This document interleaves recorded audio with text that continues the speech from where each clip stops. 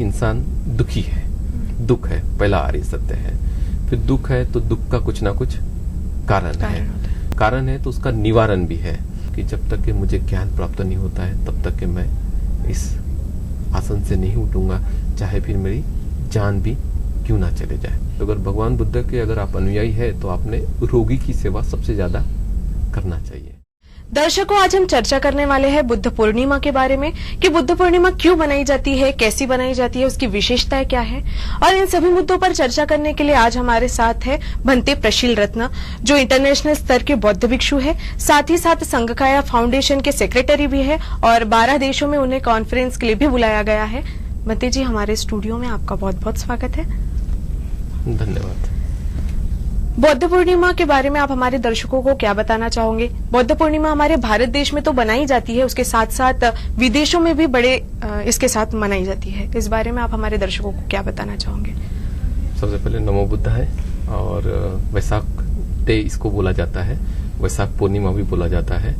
तो इसी के पूर्णिमा के समय ही जो हमारे सिद्धार्थ गौतम है, जो बाद में बुद्ध बने थे, सिद्धार्थ गौतम का जो जन्म था वो वैशाख पूर्णिमा के दिन ही हुआ था, जिसे हम बुद्ध पूर्णिमा कहते हैं। और इसी पूर्णिमा के दिन उनको ज्ञान प्राप्ति हुई थी बुद्ध गया में, और इसी पूर्णिमा के दिन उन्होंने अपना शरीर छोड़ा था कुशीनगर में। तो इसका अपना एक इम्पोर्टेंस है, और ये देश में ही नहीं तो विदेशों में भी इसको काफी अच्छे से सेलिब्रेट करते हैं।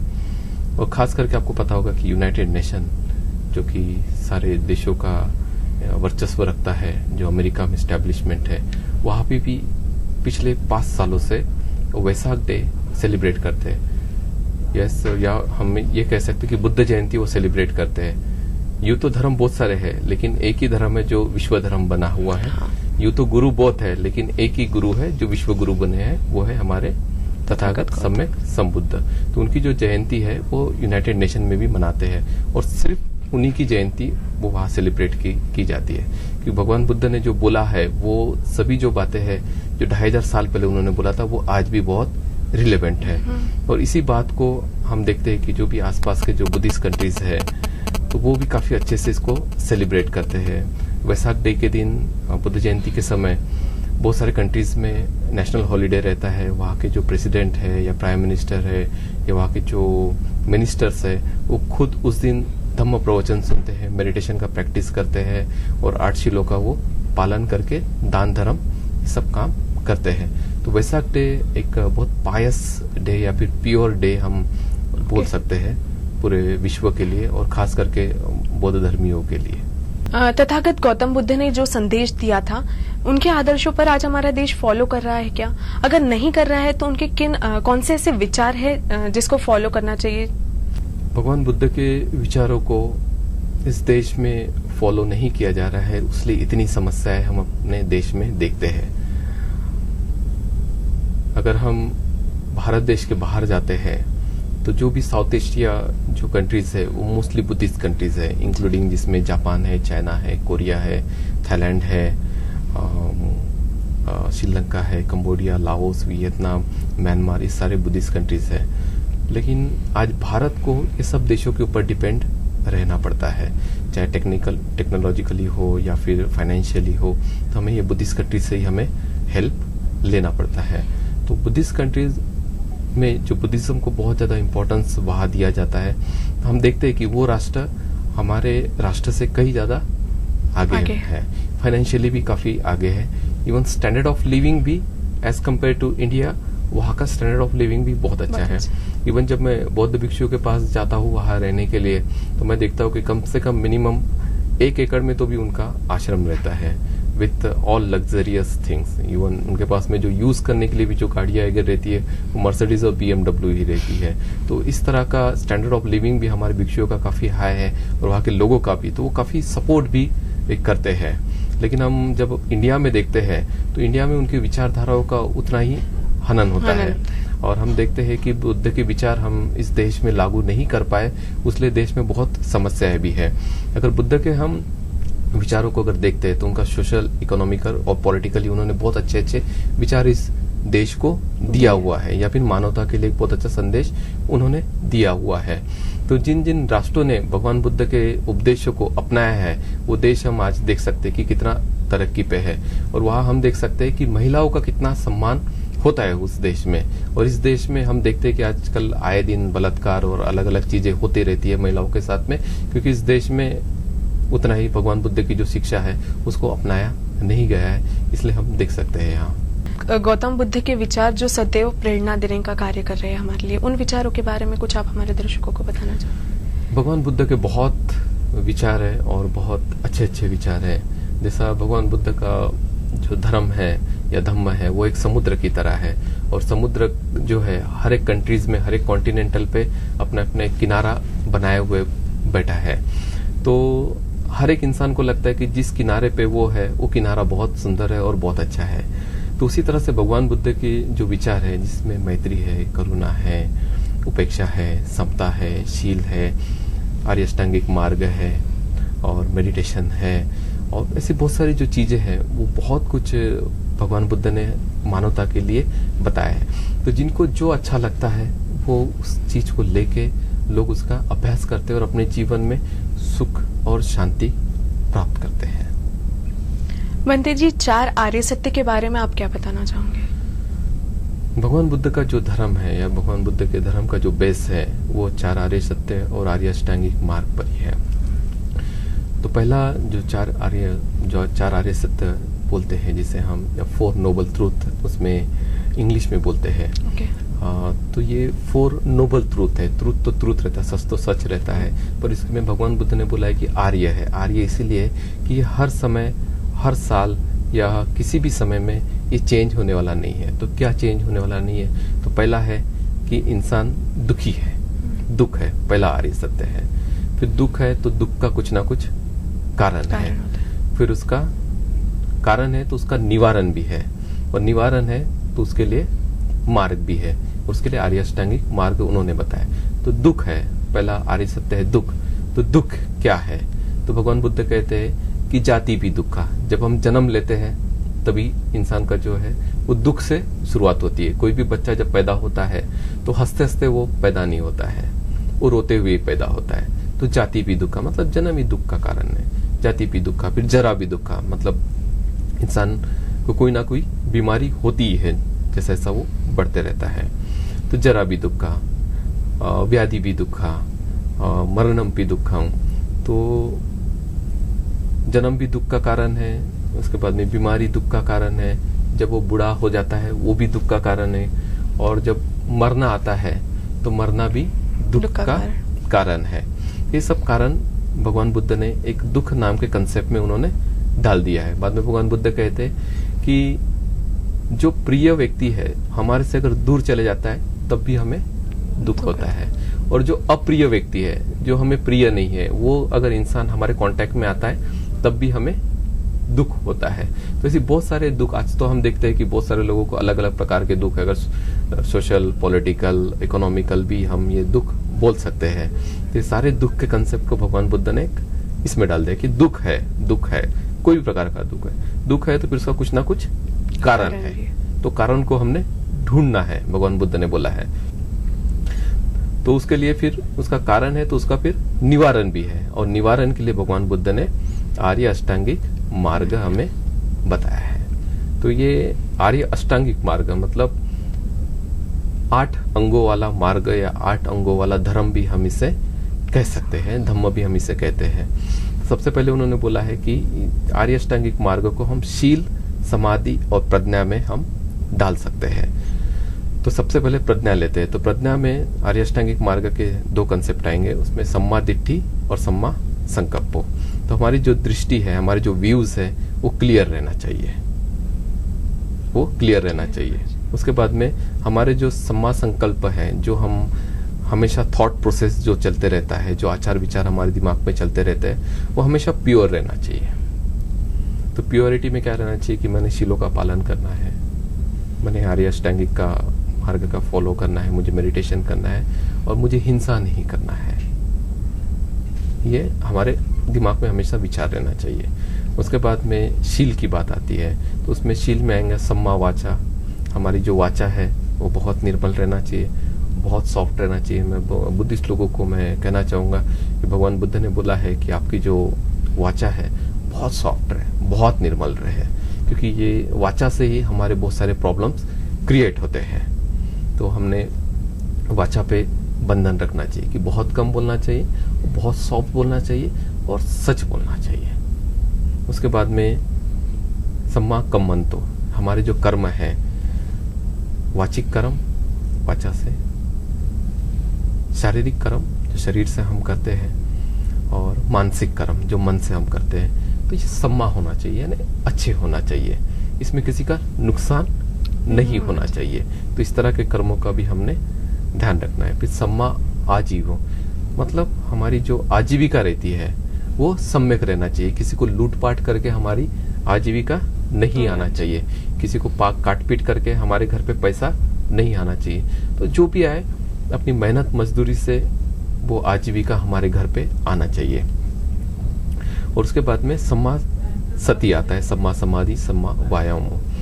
तो सम्मा वायामो में ये आता है कि हमारे मन पे हमने नियंत्रित रखना चाहिए अपने मन को, क्योंकि भगवान बुद्ध ने जो धर्म की बात किया है तो मन की बात किया है, आत्मा की बात उन्होंने नहीं किया, परमेश्वर की बात उन्होंने नहीं किया है। तो सम्मा वायामो मतलब कि मन में हमने अच्छे विचार लाना है, और अच्छे विचार अगर नहीं है तो उस अच्छे विचारों को हमने बाहर कर देने का है, और जो चीजें नहीं है वो हमारे मन में लाना है, और जो चीजें है उसको हमने अपने मन में रखना है। और समय समय पे हमने समाधि का अभ्यास करने का, जब भी हमें समय मिलता है तो हमने मेडिटेशन ज्वाइन करना है। भगवान बुद्ध ने भी 40 प्रकार के मेडिटेशन के ऑब्जेक्ट्स हमने दिए, भगवान बुद्ध ने दिए हैं। और बाद में साथ ही साथ सम्मा सती और माइंडफुलनेस का हमने प्रैक्टिस करना है कि डे टू डे लाइफ में हमने एटलीस्ट 10 मिनट के लिए, 15 मिनट के लिए तो भी माइंडफुलनेस, सम्मा सती जिसे हम कह सकते हैं, या जागरूकता हम कह सकते हैं, उसका हमने अभ्यास करना है। भगवान बुद्ध तो ये कहते हैं कि अगर मेरे जो बताए हुए मार्ग पे अगर कोई 7 साल चलता है तो उससे कुछ ना कुछ रिजल्ट मिलता है। तो भगवान बुद्ध कहते हैं कि छोड़ो 7 साल 7 महीने, फिर छोड़ो बोलते 7 महीने 7 हफ्ते, फिर छोड़ो बोलते 7 हफ्ते, अगर कोई 7 दिन भी अगर कोई अच्छे से अगर प्रैक्टिस करता है जो मेरे बताए हुए उपदेश से, तो उसको कुछ ना कुछ रिजल्ट इन्हीं 7 दिन में मिल सकता है। इतना गारंटेड धर्म की गारंटी भगवान बुद्ध ने हमें दे के गए हैं।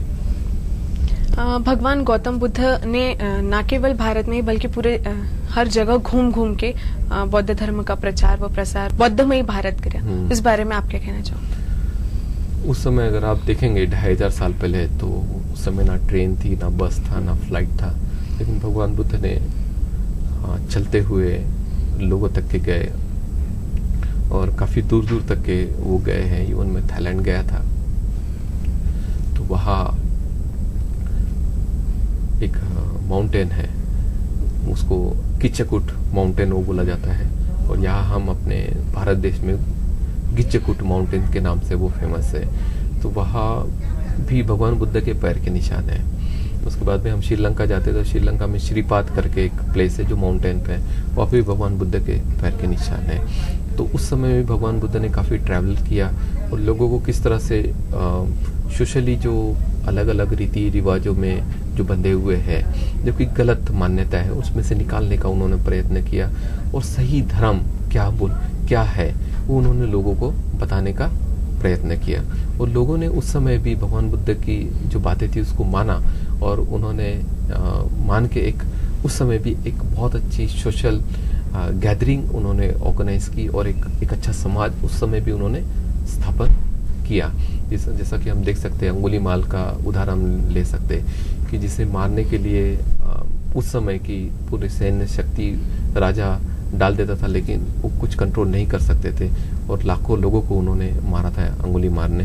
लेकिन जब भगवान बुद्ध जाते हैं और उसे वो कन्वर्ट कर देते हैं, वो मेरी तरह वो बौद्ध भिक्षु बन जाता है और एकदम नोबल बन जाता है।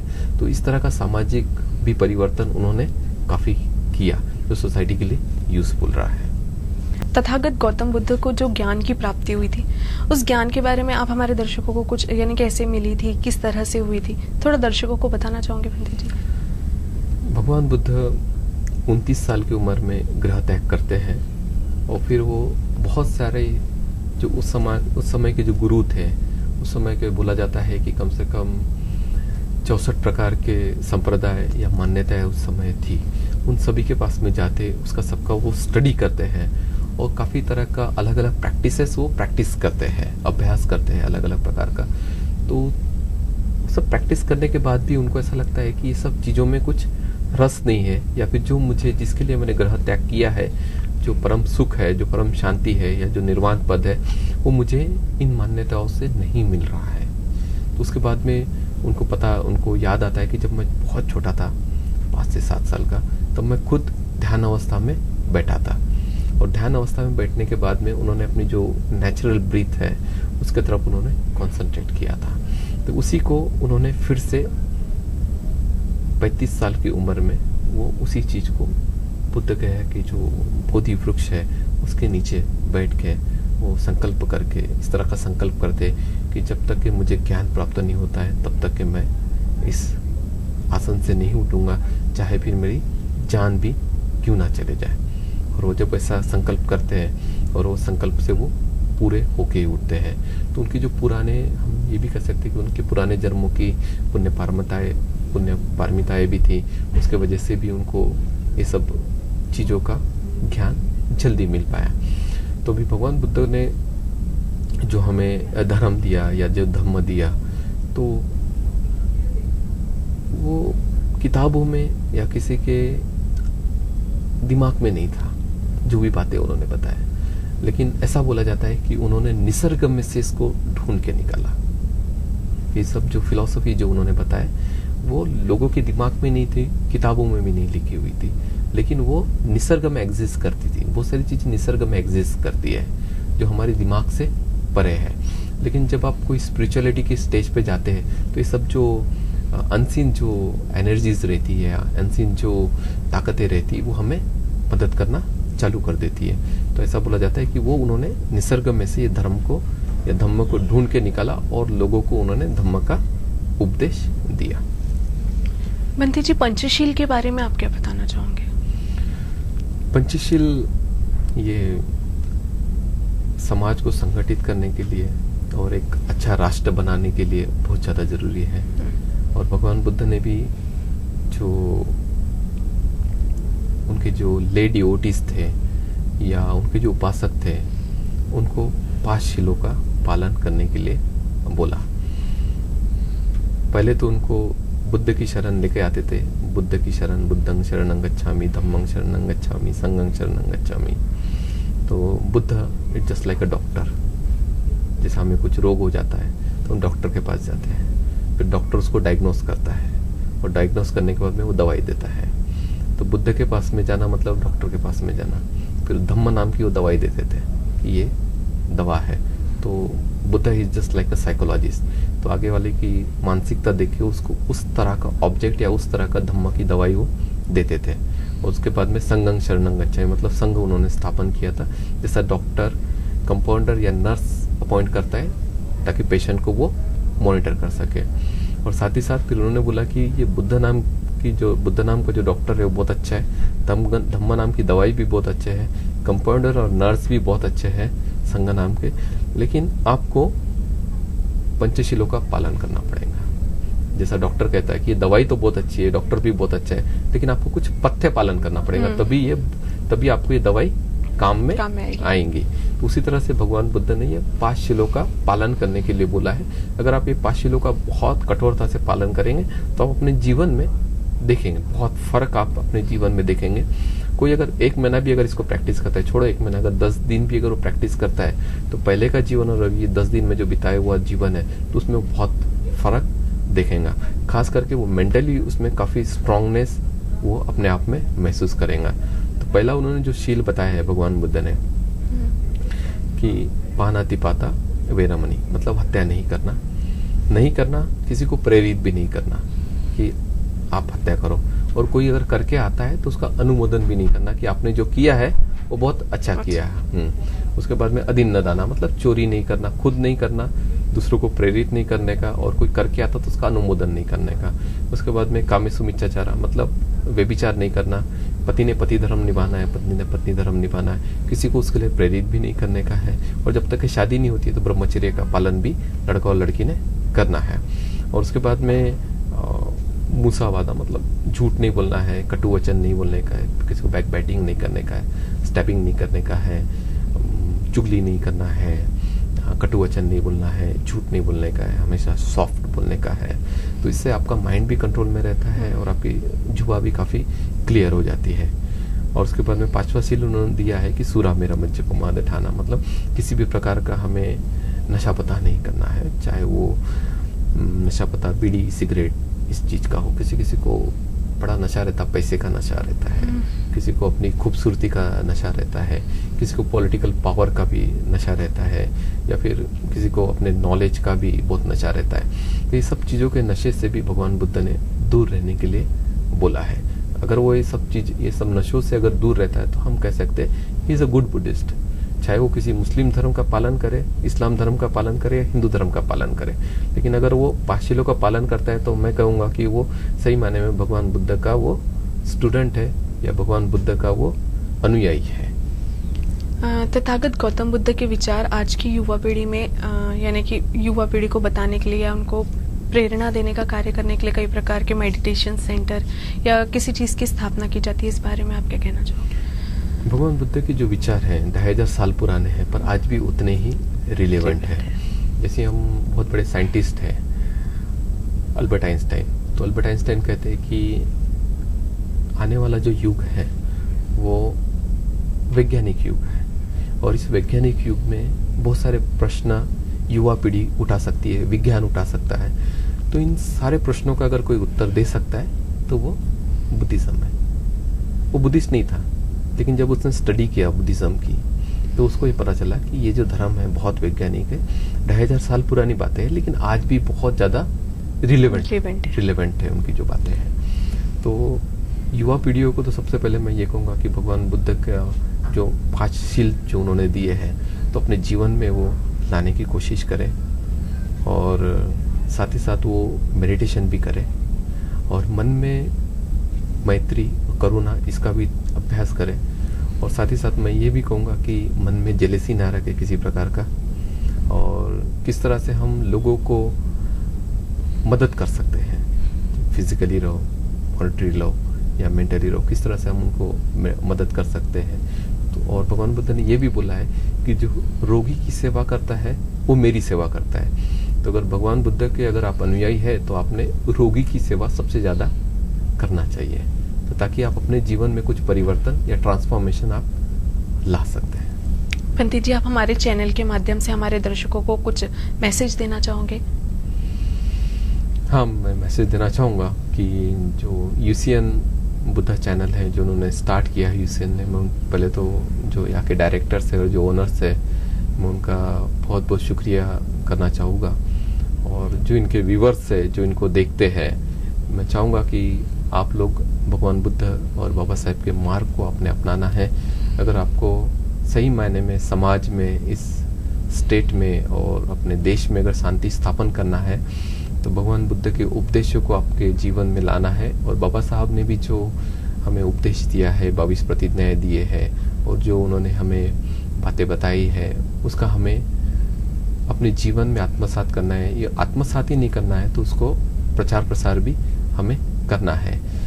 हमें अपने दोस्तों में, हमें अपने परिवारों में, हमें अपने देश में ही नहीं तो देश के बाहर भी हमने जाके उसका प्रचार प्रसार करना है, तभी इस पूरे विश्व में शांति स्थापन हो सकता है। धन्यवाद। बहुत बहुत धन्यवाद भंती जी, आप हमारे स्टूडियो में आई और बहुत बहुत अच्छी अच्छी जानकारियों से हमारे दर्शकों को रूबरू करवाया।